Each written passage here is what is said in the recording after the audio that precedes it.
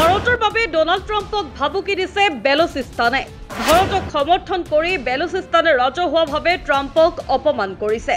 ভাৰতীয় অৰ্থনীতিক মৃত অৰ্থনীতি বুলি ঘোষণা ডোনাল্ড ট্ৰাম্পৰ, কিন্তু সেই মৃত অৰ্থনীতিয়ে টোপনি কাঢ়িছে এতিয়া ট্ৰাম্পৰ।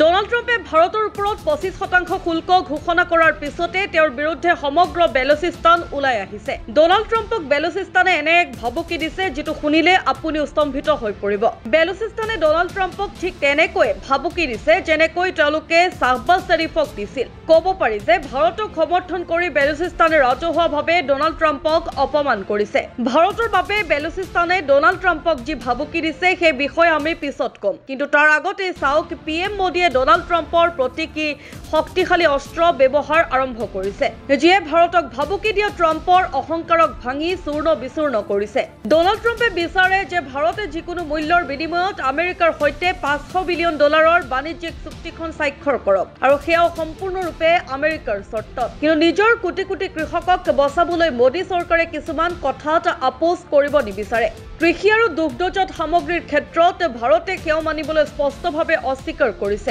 ডোনাল্ড ট্ৰাম্পে আমেৰিকাৰ দুগ্ধজাত সামগ্ৰী ভাৰতীয় বজাৰত বিক্ৰী কৰিব বিচাৰিছে, কিন্তু ভাৰত নিজৰ স্থিতিত অটল। ইয়াৰ কাৰণ হ'ল প্ৰথমে ভাৰতে নিজৰ কৃষকৰ স্বাৰ্থ ৰক্ষা কৰিব বিচাৰিছে, আৰু দ্বিতীয়তে আমেৰিকাই নিজৰ অনিৰামিষ গৰুৰ গাখীৰ পৰা তৈয়াৰী দুগ্ধজাত সামগ্ৰী ভাৰতীয় বজাৰত বিক্ৰী কৰিব বিচাৰিছে, কিন্তু ভাৰতে এইটো একেবাৰে নিবিচাৰে। এই আতংকতে ডোনাল্ড ট্ৰাম্পে ভাৰতৰ ওপৰত 25% শুল্ক আৰোপ কৰিছে। ভাৰতীয় অৰ্থনীতিক ডোনাল্ড ট্ৰাম্পে আনকি এক মৃত অৰ্থনীতি বুলিও অভিহিত কৰিছে। কিন্তু যেতিয়া ৰাহুল গান্ধীয়ে ডোনাল্ড ট্ৰাম্পক সমৰ্থন কৰি হাঁহি থকা দেখা গ'ল, তেতিয়া আচৰিত কথাটো আৰু অধিক ডাঙৰ হৈ পৰিল। ডোনাল্ড ট্ৰাম্প আৰু ৰাহুল গান্ধীক এতিয়া কোনে ক'ব যে ভাৰত বিশ্বৰ চতুৰ্থ বৃহত্তম অৰ্থনীতিলৈ পৰিণত হৈছে। 2024 চনত ভাৰতৰ GDP 8.2% হোৱাৰ বিপৰীতে 2025 চনত ভাৰতৰ অৰ্থনীতি 6.3% বৃদ্ধিৰ হাৰেৰে সৰ্বাধিক দ্ৰুতগতিত বৃদ্ধি পাব।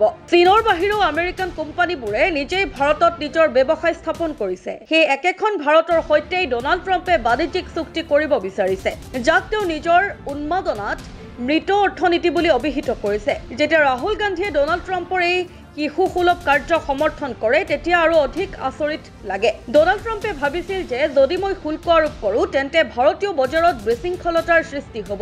PM মোদীয়ে ভয় খাব, মোৰ ওচৰত কাকুতি বিনতি কৰিব, ফোন কৰিব। কিন্তু ট্ৰাম্পৰ এই ভাবুকিৰ কোনো প্ৰভাৱ ভাৰতৰ বজাৰত নপৰিল, আৰু প্ৰধানমন্ত্ৰী মোদীয়েও কোনো প্ৰতিক্ৰিয়া প্ৰকাশ নকৰিলে। ট্ৰাম্পৰ ভাবুকিৰ পিছতো চেনচেক্স আৰু নিফটি শক্তিশালী হৈয়ে আছে। বাধ্য হৈ এতিয়া ডোনাল্ড ট্ৰাম্পক নিজৰ কথাৰ পৰা পিছুৱাই যোৱা দেখা গৈছে। ডোনাল্ড ট্ৰাম্পে নিজৰ অহংকাৰ কমাই ভাৰতৰ সৈতে কথা পাতিবলৈ সাজু বুলি কৈছে। ভাৰতৰ সৈতে বাণিজ্যিক চুক্তিৰ বাবেও ডোনাল্ড ট্ৰাম্প এতিয়া সাজু হৈছে। যিয়েই নহওক, প্ৰধানমন্ত্ৰী মোদীয়ে ডোনাল্ড ট্ৰাম্পৰ অহংকাৰ কমাইছে, কিন্তু বেলুচিস্তানেও ডোনাল্ড ট্ৰাম্পক উচিত শিক্ষা দিছে। এতিয়া বেলুচিস্তানেও ডোনাল্ড ট্ৰাম্পক মুকলি ভাবুকি দিছে। যেতিয়া ভাৰতৰ সৈতে বাণিজ্যিক চুক্তিখন আবদ্ধ হৈ পৰিছিল, তেতিয়া ডোনাল্ড ট্ৰাম্পে পাকিস্তানৰ সৈতে নতুন বাণিজ্যিক চুক্তিৰ কথা ঘোষণা কৰিছিল। তেওঁ এইটোও কৈছিল যে ডোনাল্ড ট্ৰাম্পে পাকিস্তানৰ সহযোগত বিশাল তেলৰ ভাণ্ডাৰ আৰু খনন কৰি প্ৰাকৃতিক সম্পদ গঢ়ি তুলিব। এই কথা শুনি বেলুচিস্তানৰ খং উঠিল। বেলুচ কৰ্মী মিৰ ইয়াৰ বালুচে কয় যে তেল আৰু খনিজ ভাণ্ডাৰৰ বিষয়ে ট্ৰাম্পৰ তথ্য একেবাৰে শুদ্ধ, কিন্তু ডোনাল্ড ট্ৰাম্পে হয়তো নাজানে যে এই তেল আৰু প্ৰাকৃতিক সম্পদ বেলুচিস্তানৰ পাকিস্তানৰ নহয়, আৰু বেলুচিস্তান পাকিস্তানৰ অংশ নহয়। বেলুচিস্তানে স্পষ্টকৈ কৈছিল যে তেল, প্ৰাকৃতিক গেছ, তাম, লিথিয়াম, ইউৰেনিয়াম আৰু আপুৰুগীয়া পৃথিৱীৰ ধাতু বেলুচিস্তান গণৰাজ্যতহে আছে, পাকিস্তানৰ পাঞ্জাৱ প্ৰদেশত নাই। আৰু আমি ডোনাল্ড ট্ৰাম্পক এই ধন একেবাৰেই ল'বলৈ নিদিওঁ। আমি আমেৰিকা, পাকিস্তান, চীনৰ দৰে কোনো দেশক বেলুচিস্তানত প্ৰৱেশ কৰিবলৈ নিদিওঁ। বেলুচিস্তানে স্পষ্টভাৱে কৈছে যে যিদৰে চীন আৰু পাকিস্তান পৰাস্ত হৈছে, সেইদৰে আমেৰিকাও পৰাজিত হ'ব।